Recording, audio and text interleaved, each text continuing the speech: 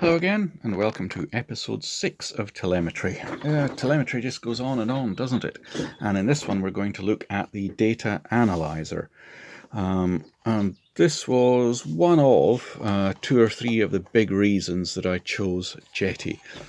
I had been used to flying my jets with the Wetronic system, which logged all the data, and you could look at it afterwards on a computer screen.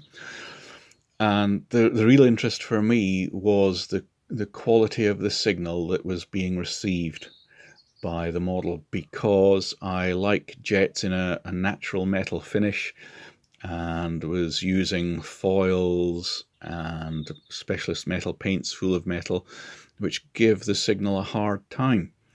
Also, you've got a turbine, fuel tanks, lots of stuff going on, so jet pipes. So there's lots of opportunities for blocking of the signal, reflections of the signal, and I really wanted to know that the signal was doing well. People with other model systems said, "Oh, mine, I've never had a lockout, whatever." Yeah, but you don't know how close to the edge of the cliff you are. You might be dancing very close to the edge, and you don't know that you're about to fall over if you fly just another 10 yards further away. I need to know. I'm not prepared to take those risks.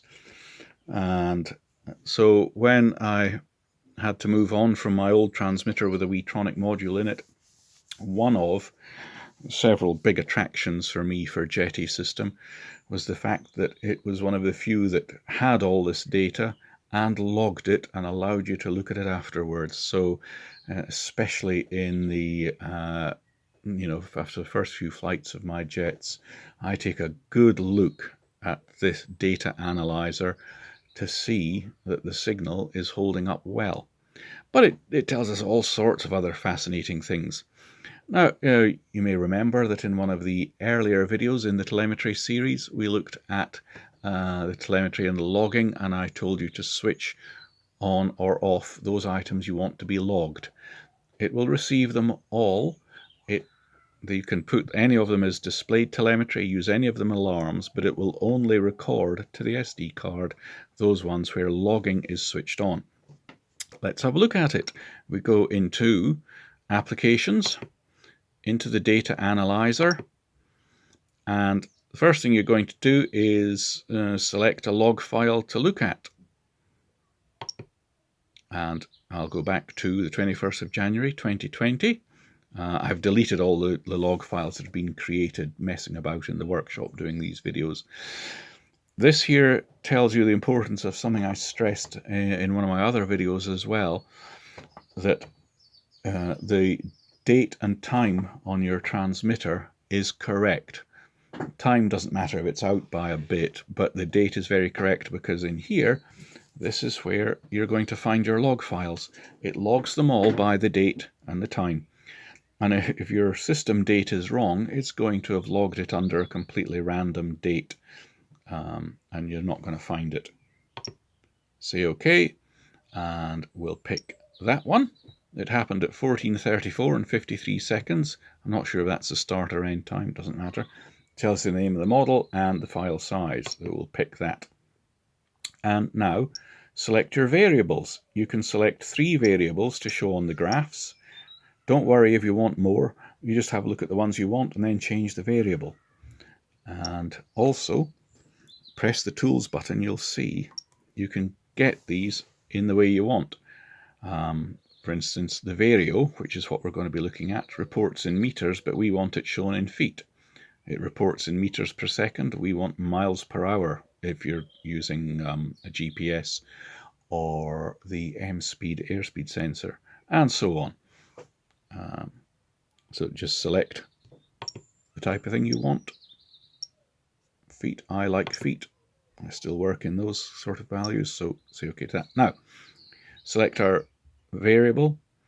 We go in here and it will give you the variables that were logged on that flight. Here you can see the only one I have switched on for logging from the vario is the relative altitude. I'm not interested in temperature or altitude above mean sea level. I'm not even interested that much in a graph of the rate of descent, because I'm going to work that out myself. And I also like to log the receiver voltage, because if the model goes out of control and crashes, and you're scratching your head as to what happened there, it's nice to have the receiver voltage logged. You could look up and see, well, the voltage was okay, so the power was okay, it wasn't that, or, oh dear, look, the battery went flat, that's why we lost control. I also like to log the signal strength at each of the two aerials, 1 and 2, and most importantly, the quality of the data getting through. Okie dokie. So this one, relative altitude, and I've also selected the data quality. Okay, so let's go and have a look. We press this button, see here, to show the graphs, and it'll start off in the M-Vario relative altitude.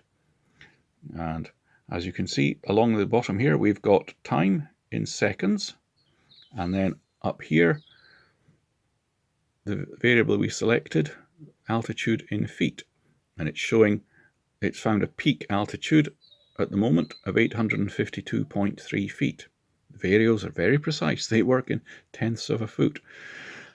This is not the highest altitude on the flight, and we'll come to that later. It's just the highest altitude it's found so far in what's on the screen. You can see started off low altitude, motor came on, and at about 6 or 7, 8 seconds I pulled up and off we went. Climbed up to 852.3 feet, and at that point I shut the motor off. We can move left and right in the graph. Can you see it only goes up to 60 seconds, so we can move to the right and get the next 60 seconds or so on. We'll come back to here, and we can zoom in or out. So if I zoom out, we'll get a lot more than 60 seconds, 100 seconds, 200 seconds. There, that looks a lot nicer, doesn't it? There's the steep climb with the motor on, and there is the glide off. I'm using this one in particular because these were absolutely idyllic conditions for getting a glider set up. It was in January, there was nice sun, but no thermals going whatsoever. The air wind speed was, well, you couldn't even feel it. I think the local airport was reporting 1 or 2 miles an hour. And so I was having great fun getting the Vario set up, getting the flaps set up. And we can still move to the right. We'll get the next 400 or 500 seconds. And there you can see a higher altitude has appeared on the graph. And so it's now reporting the higher altitude as a maximum. You can move around as well to find exact values. I'm going to use the rotary dial programming wheel. If I turn that clockwise, bingo, out comes a line and shows us where we are. And it shows the value at that point. You see? So there's a peak point there of 828. Sometimes if you zoom in, that value will change because you're not actually quite at the peak. There we go. So if you really want to know, do zoom in close and have a good look. I'll zoom out again. And so what I was doing this day was using this graph to find the highest altitude, check the time, run it along, find the lowest altitude, check the time, deduct one from the other, gave me my rate of descent. And I was doing this as you can see, several times in a flight until I finished and had a bit of fun, and was getting very consistent rates of descent, so I used that for programming my Vario. But these are of interest. And before anyone says, "Ooh, you're breaking the 400 feet height rule," please read the regulations. I'm a member of the British Model Flying Association, and the CAA has given us an exemption for the 400 feet rule for models that are under 7 kilograms, and a multiplex Colaris is well under 7 kilograms, so I have no height limit other than keeping the model in the line of sight. Now you can move around the different parameters we asked to graph. Do you remember we also set up using the Q values? So let's have a look at Q. If we press this, it'll toggle through 1, 2, and the third parameter we set. We only set 2, so press it, and it displays the Q graph. That is the data quality. Bear in mind, this is not the percentage of packets received by the receiver. This is a combination of the percentage of packets received by the receiver, and when it sends back a packet on the telemetry to say, I received that successfully, that gets counted again. So it's possible that your receiver would receive 100% of packets successfully, but if there's a high noise floor and all the telemetry gets wiped out, 0% of the packets coming back from the receiver saying, I heard you, would be obtained by the transmitter, and it would report 0%. So when you get a warning from your transmitter, warning weak signal, what it means is that it's not getting enough telemetry confirmation back to be sure about what's going on. It could be that the receiver signal's getting very weak, but it's most likely that the telemetry is dropping out. Anyway, once again, we can use the rotary dial, swing along and have a look at the values. There you go, it dropped down to 70%. Something that doesn't cause me the slightest bit of worry. If you bear in mind, I'm running this transmitter at 100 Hertz, not the 500 Hertz option. In the days of using your megahertz FM radio, they ran at 50 Hertz or slower. I was using a multiplex 4000 in 12-channel mode. That ran at about 40 Hertz. So even if this got down to 40%, it's still getting the same sort of number of packets that I was flying jets on 35 megahertz. And that's assuming, of course, that the jet at that day was getting every packet of data through. So you've got a huge amount of redundancy here. I wouldn't get worried until it started going below 40-30%.